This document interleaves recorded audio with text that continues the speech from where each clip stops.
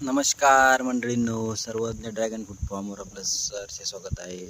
तर आपण बघू शकता, तर आपण हे ड्रॅगन फ्रूट लावलेले आहेत. आता आपल्या ड्रॅगन फ्रूटला 7 महिने कंप्लीट झालेले आहेत आणि आपले ड्रॅगन फ्रूट हे पोल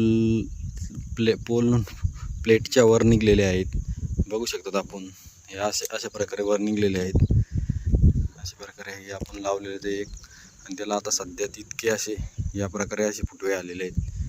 आपण बघू शकतो ते बघा, असे त्याला 3 ते 4 साधारण फुटवे आलेले आहेत. आपण बघू शकतो ते बघा, इकडे बी असेच झालेले आहेत. जवळपास आपले